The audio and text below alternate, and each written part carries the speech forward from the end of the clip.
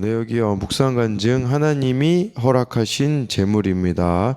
2년 전에 생애 처음으로 집을 샀습니다. 저는 교회 지체들과 같이 소그룹 모임을 할 수 있는 장소가 있으면 좋겠다는 마음으로 집을 찾았고, 작지만 예산 내에서 전세 낀 매물을 구할 수 있었습니다. 주위에서는 갑자기 높아진 이자율과 대출 문턱 때문에 걱정을 많이 했습니다.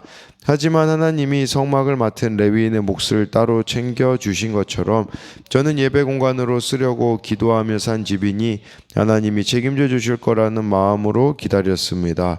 그러자 감사하게도 필요한 금액을 생각보다 낮은 금리로 빌리게 되어 전세금을 반환할 수 있었습니다.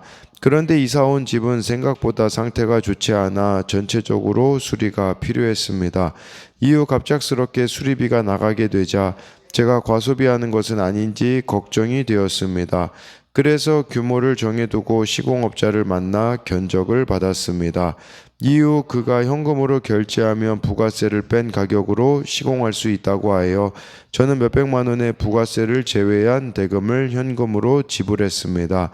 그런데 오늘 본문에서 모세와 엘르아살이 여호와께서 모세에게 명령하신 대로 이스라엘 자손에게 전리품과 곡물을 나눠주는 모습을 보며 마음이 찔렸습니다.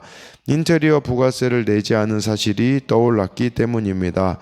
하지만 남들도 다 하는 걸 죄라고 해야 하나 이제 와서 돈을 더 내는 것도 웃기고 라며 애써 머릿속에서 지우려 했습니다.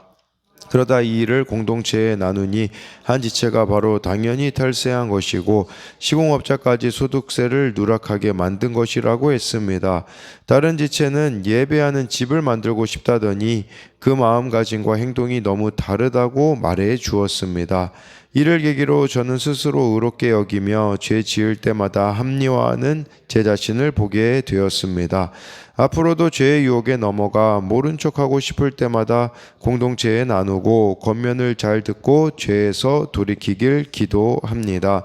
적용하기입니다. 시공업자에게 연락하여 인테리어 부가세를 추가로 지불하겠습니다.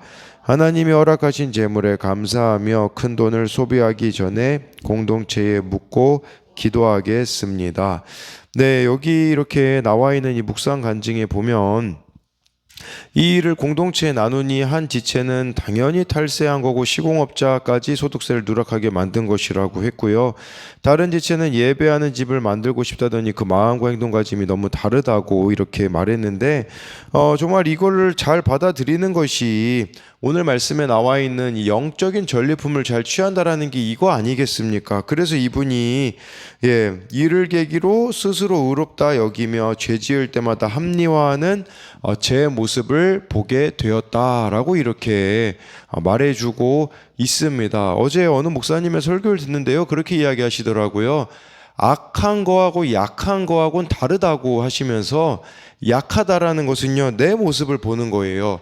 악한 것은요, 내 모습을 보기 싫어서 회피하는 것임을 그렇게 말하는데, 정말 우리도 늘 말씀을 통해서 이렇게 내 모습을 보며 가는 것이 이렇게 약한 것임을 봐야 된다라는 것이겠죠. 민수기 오늘은 31장 25절부터 54절인데 말씀 제목을 부퇴 떨감, 붙으면 회개하고 떨어지면 감사해라 라는 제목으로 잡은 것은 정말 이들이 붙은 것과 같은 이렇게 합격한 것과 같은 성공을 성취한 이 기점에 그 이후에 이스라엘 백성들이 어떤 길을 선택하는지를 보면 회개의 길을 선택합니다. 그래서 우리도 좋은 일이 있다면 정말 회개해야 되고, 어떤 일이 잘 안 되었을 때는 감사로 나아가는 것은 저와 여러분들이 정말 하나님의 은혜의 법칙을 믿는다면 이렇게 할 수밖에 없음을 말씀드리는 것인데요. 25절부터 27절을 보면요, 여호와께서 모세에게 말씀하여 이르시되 너는 제사장 엘르아살과 회중의 수령들과 더불어 이 사로잡은 사람들과 짐승들을 계수하고 그 얻은 물건을 반분하여 그 절반은 전쟁에 나갔던 군인들에게 주고 절반은 회중에게 주고라고 해가지고요. 여기서 하나님이 모세에게 말씀하세요. 그래서 지금 이렇게 미디안과 전쟁에서 승리한 전리품이 있는데 그 중에 반분해서 절반은 전쟁에 나갔던 이 12,000명이 갔고요. 나머지 절반은 회중에게 주라고 하고 있습니다. 예, 그렇다면 이제 이 전쟁 나갔던 군인들 같은 경우에 그런 생각이 들지 않겠습니까? 아니, 우리는 목숨을 걸고 나갔는데 이 전리품을 왜 나누게 하라고 하냐라고 생각을 할 수 있겠죠. 그런데 진영에 남아있던 사람이 가만히 있었겠습니까? 아니에요. 자기 자녀나 자기 남편이 전쟁에 나갔는데 하나님 앞에 기도하지 않았겠습니까? 하나님 보시기에는 똑같다라는 거예요. 앞서서 싸우는 사람이나 정말 뒤에서 같이 중보하며 가는 사람이나 동일하다라는 거죠. 그래서 전리품을 골고루 똑같이 나눠줘야 된다라고 말씀해 주고 있는 것입니다. 이것이 전리품 분배 원칙을 알려주심으로써 하나님 나라의 질서를 세워나가게 하셨다라는 것을 말씀해 주고 있는 것이에요. 이게 원칙이 되어 가지고요. 다윗도요. 뭐 사무엘상 30장 24절 같은 데 보면요. 이 원칙대로 항상 전리품을 전쟁 나가면요. 이런 방식으로 나누었습니다. 하나님은 전리품 분배에 누구도 소외되지 않게 하셨어요. 이건 뭘 말하겠습니까? 하나님의 백성은 누구나 그 은혜에서 제외되지 않는다라는 것입니다. 근데 우리가 이 은혜를 왜 은혜로 못 받을까요? 생색이 나기 때문에 내 공로가 있다라고 생각하기 때문에 이렇게 은혜를 누리지 못하는 자들이 많이 있다라는 거겠죠. 그래서 이것에 대한 적용 질문도요. 말씀에 따라 정한 나만의 원칙, 공동체의 원칙이 무엇이 있습니까? 지금 하나님이 이 원칙을 정해 주시잖아요. 전리품의 원칙처럼요. 그것을 변함없이 잘 지켜가고 있습니까? 아니면 타협하고 있습니까? 또 한 가지는요. 하나님이 내게 은혜로 주신 재능이나 재물은 무엇이 있습니까? 그것을 주변 사람들과 어떻게 나눌 수 있겠습니까? 해서요. 정말 우리에게 주신 그런 달란트 같은 것들이 있다면 그것들을 우리가 어떻게 다른 사람들에게 흘려보낼 수 있는가를 묻고 있는 것입니다. 28절부터 31절을 보면요. 전쟁에 나간 군인들은 사람이나 소나 나귀의 양떼의 500분의 1을 여호와께 드릴지니라. 곧 이를 그들 절반에서 가져다가 여호와께 거제로 제사장 엘라살에게 주고 30절에 또 이스라엘 자손이 받은 절반에서는 사람이나 소나 나귀나 양떼나 각종 짐승 50분의 1을 가져다가 여호와의 성막을 맡을 레위인에게 주라. 모세와 제사장 엘르아살이 여호와께서 모세에게 명령하신 대로 하니라 라고 해가지고요. 군인들은요 자신들이 받은 그것들의 500분의 1을 제사장에게 바쳤고요.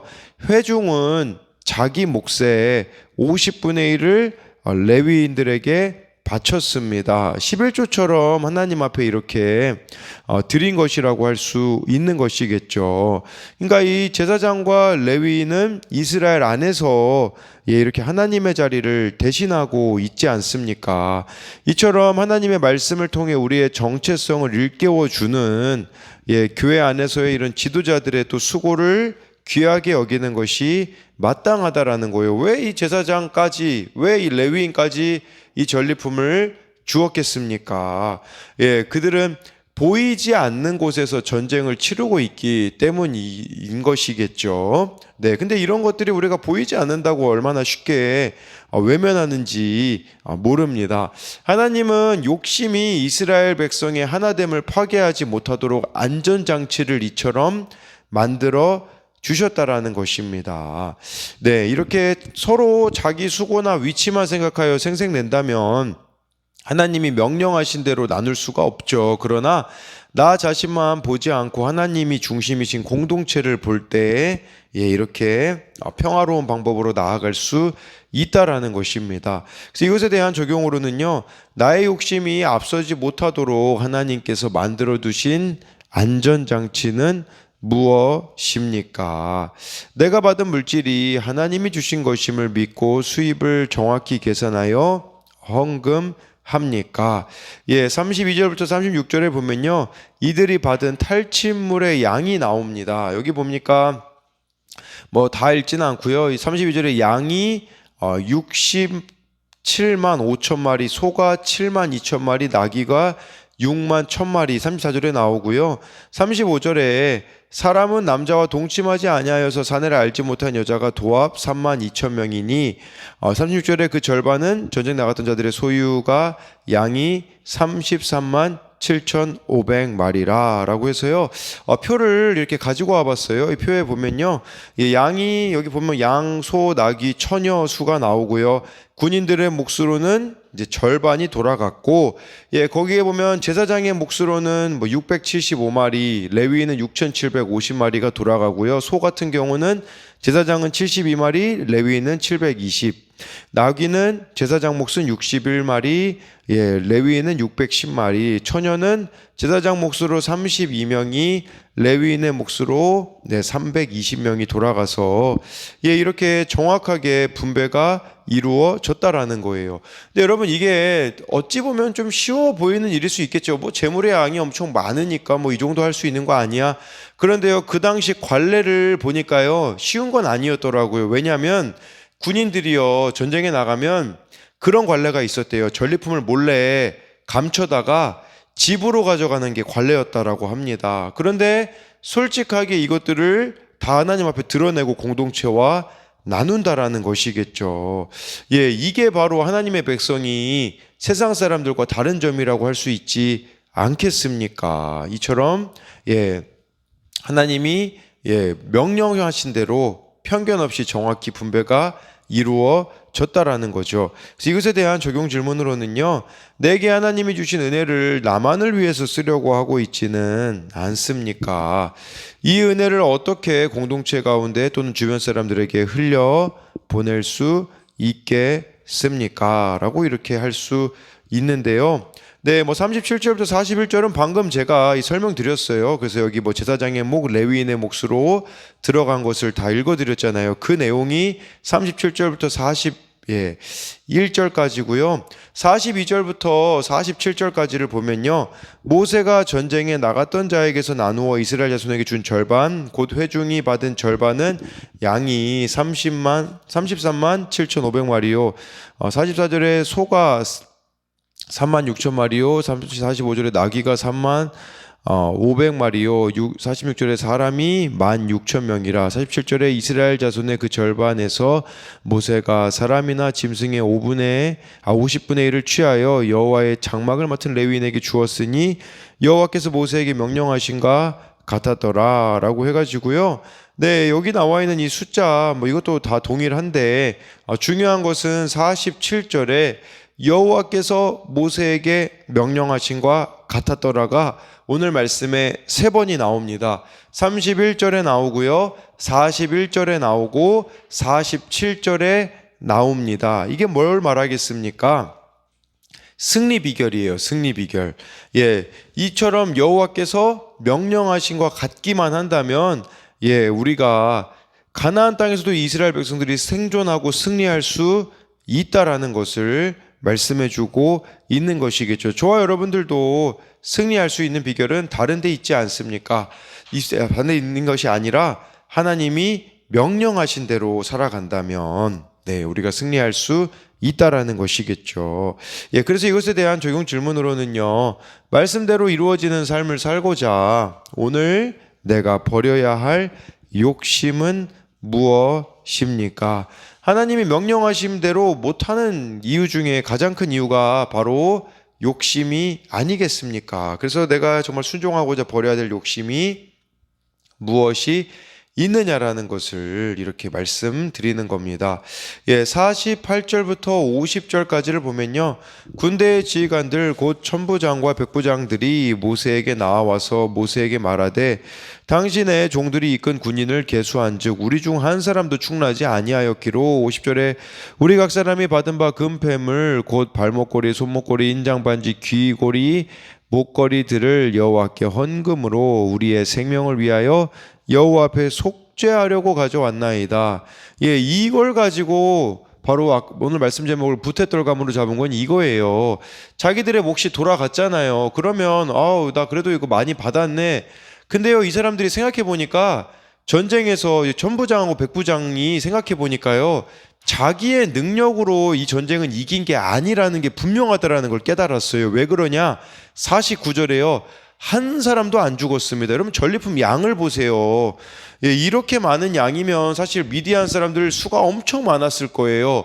그런데 이스라엘 백성들이 한 사람도 죽지 않은 걸 보고서는 이거 전쟁 내가 한 게 아니구나.